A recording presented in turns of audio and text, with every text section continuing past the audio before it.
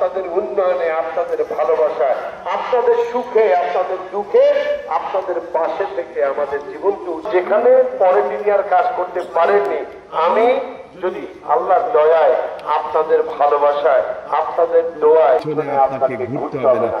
আল্লাহর কসম আমার পিছনে আপনাকে ঘুরতে হবে না। কেন? কারণ আমি এটা করি, কারণ আপনারা যদি ভালোবেসে আমাকে চেয়ারে বসান, এই চেয়ারটি বাঁচবো আমার জীবনের প্রত্যেকটি কাজের হিসাব কিয়ামতে আল্লাহর কাছে আমাকে দিতে হবে। এই অনুভূতি, এই ভয় যেহেতু আমার ভেতরে আছে, সুতরাং আপনাদের কাউকে আমার পিছনে ঘুরতে হবে না। কিচ্ছু আপনার কাছে চাইতে হবে না ইনশাআল্লাহ।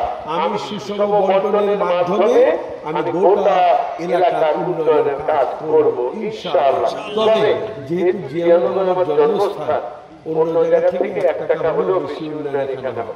তার কারণে হয়তো আপনারা এই খবরগুলি জানেন না। রাস্তাঘাট, আমাদের বেড়িবাঁধ সহ আমাদের উপজেলা স্বাস্থ্য কমপ্লেক্স যেটা, এটাকে 31 শয্যা থেকে 50 শয্যা বিশিষ্ট। আলহামদুলিল্লাহ আমি রাস্তাগুলি যাতে প্রশস্ত হয়, যাতে 2-3টা গাড়ি একসঙ্গে চলতে পারে, সেজন্য বড় টাকার স্কিম আমি মন্ত্রণালয়ে জমা দিয়েছি। আপনারা দোয়া করুন, এই কাজগুলো শুরু করছি, করব। আর আল্লাহ যদি সুযোগ দেন নিশ্চয়ই এর থেকে বেশি করে করব। আপনাদের এই রাস্তাগুলো আমি দেখেছি, আমি হেঁটে আসলাম, এর আগেও একবার এখানে এসেছি। আপনারা হয়তো অনেকেরই মনে থাকার কথা।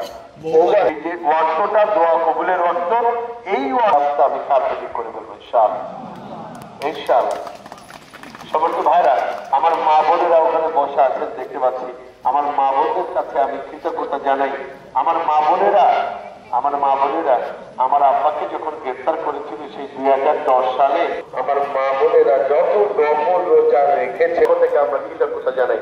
মা বোনেরা, আপনারা অতীতে যেভাবে আমার পিতার সাথে ছিলেন, আমি আশা করি আমি আপনাদের সন্তান তুল্য আমার সাথে আপনারা থাকবেন।